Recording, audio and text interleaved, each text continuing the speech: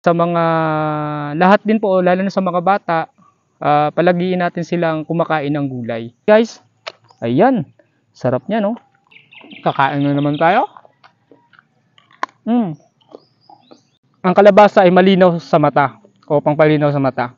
Yung relasyon kaya ninyo, malinaw pa ba hanggang ngayon, o mas malinaw pa yung kalabasa kaysa relasyon nyo? Hello guys! Panibagong video na naman po namin ngayon. Ang gagawin natin ngayon, ngayon kakain tayo ng preskong fruit, gulay, gulay. At saka yung gulay, nakikita nyo naman sa likod ko. Ayan. Ito pa rin yung farm ni Kuya Cesar o ni Uncle Cesar. Yan naman po ay kalabasa. Ayan nga ang kasabihan, kalabasa, pangpalinaw ng mata. Ayan.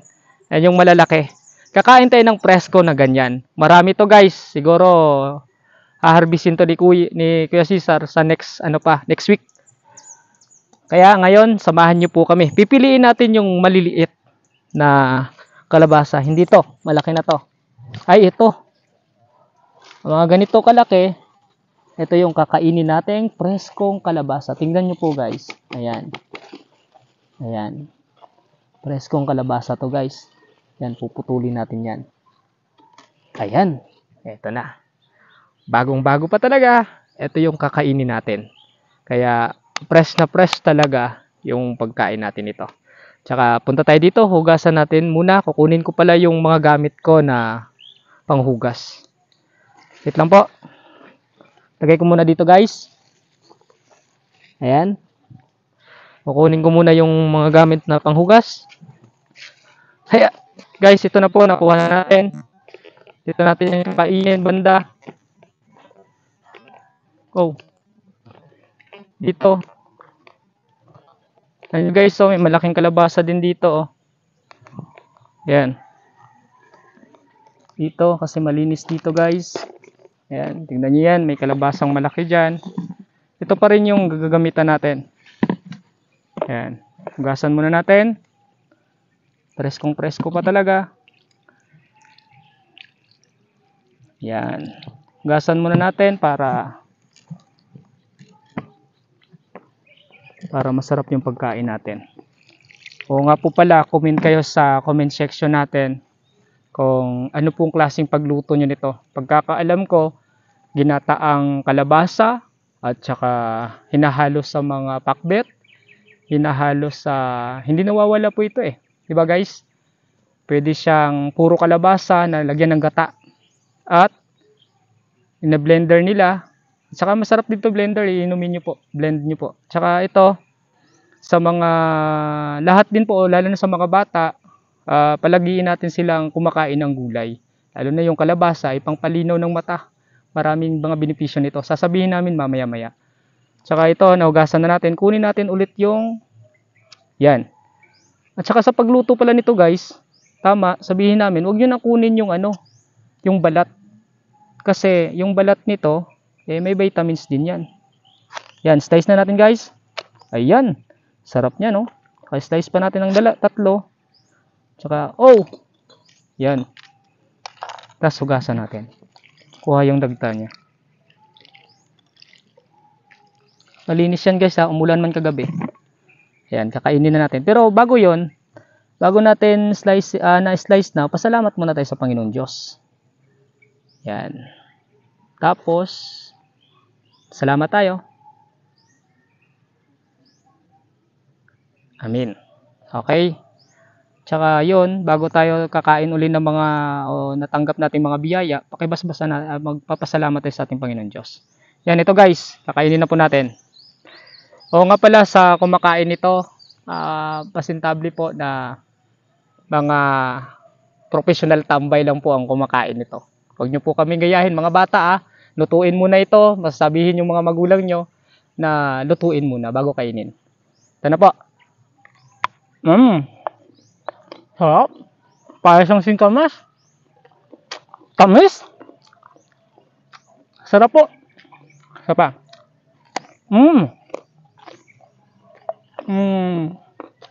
At saka, dito po, buti na lang, walang mga daga dito. Kasi kinakain din ng mga daga. Mga healthy yung daga kapag kakain ito. O mga hayop. Kaya guys,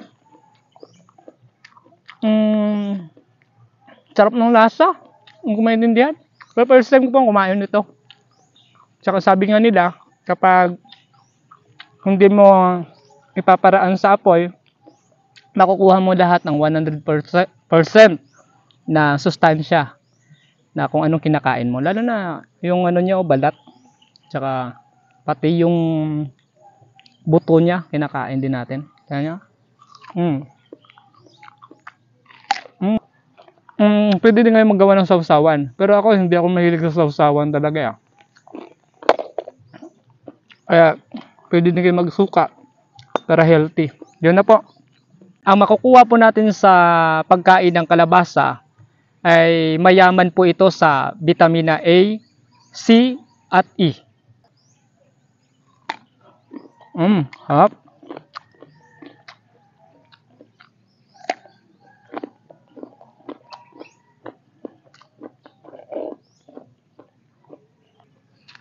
Mayaman ito pati na rin sa mga mineral. May magnesium at potassium.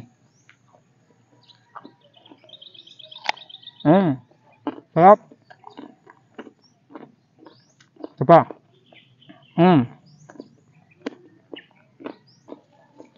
Ito guys, bata pa to na kalabasa. Yung buto niya is malambot pa. Kaya masarap kainin. Malutong. Yan. At saka sarap talaga. Tsaka, ang mga benepisyo nito talaga, kukuha mo. Ganyan po. Walang medisina po ito. Organic 100%. Guys, ang lasa niya po, para siyang singkamas, nagmamatch na o naghahalo. Hindi ko naman yung lahat, pero masarap. Parang radus din. Sobrang harap. Para siyang pakwan. Ano pa? Ang texture niya, parang lumamang yung matamis-tamis. Sarap. Hindi nakakasawa. Guys, sarap talaga. 100% na organic at saka yung sarap niya. Napakasarap. Hindi siya tabang. Nalasahan niyo mo, tamis siya. Kasi, bata pa po. Kaya walang pigil yung pagkain mo kasi hindi siya mapakla. Yun nga, tayo nyo guys, para masubukan ninyo. Ang kagandahan nito, makukuha natin ng 100% yung pagkain natin ng gulay. Hindi niya pinaraan sa apoy. Pwede din siyang kilawin, di ba? Harap. Harap. Saba. Gasan natin ulit. Kakain na naman tayo.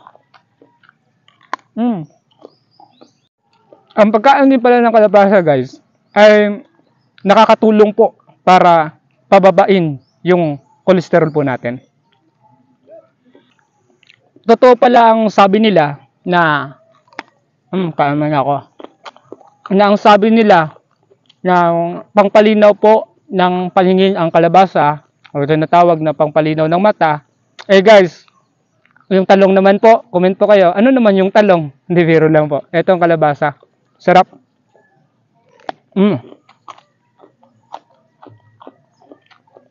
Pangpalinaw talaga to ng paningin kasi nakita ko, tingin ko sa kalabasa, parang parang pinakamasarap na gulay. Pati yung gitna, Kaya, ang sabi po ng iba, ulitin natin, ang kalabasa ay malinaw sa mata o pangpalinaw sa mata. Yung relasyon kaya ninyo, malinaw pa ba hanggang ngayon o mas malinaw pa yung kalabasa kaysa relasyon nyo? Sarap talaga ng kalabasa. Kalabasa o siya? Mas siguro pipiliin ko pa yung kalabasa kasi pagpalinaw pa sa mata ko, at marami pang sustansya makukuha ko. Yung relasyon, habang tumatagal, parang lumalabo. Pero kaya guys, kumain kayo ng kalabasa. Hap. Ang pagkain pala ng kalabasa ay pagpapalakas po ng ating immune system at pagkontrol sa cholesterol level at pagkontrol ng blood sugar levels. Bukod po dito, ito po ay mababa sa calories at may mataas din na fiber content.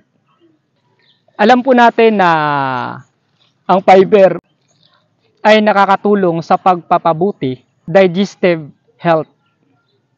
So, yun guys, ang benepisyo po sa pagkain natin ng kalabasa ay marami din po na kikita nyo po, di ba po? Tsaka, ito po yung mga kalabasa natin dito ni Kuya Cesar. Malalaki. Ayan. Tsaka, yun pa po. Yun pa, dami. Ito. Parang nasa 1/4 hectare din po ito na kalabasahan. Tsaka, yun. Kung napanood nyo po yung video nito, at kung hindi nyo po nagustuhan, maaari po kayong please naman po mag-like, follow, and share nyo na din po para marami pa tayong mga video na magagawa. Kaya lagi natin pong tatandaan na ang sabi noon ng lolo natin, kung walang knowledge, walang power. Bye-bye! Woo!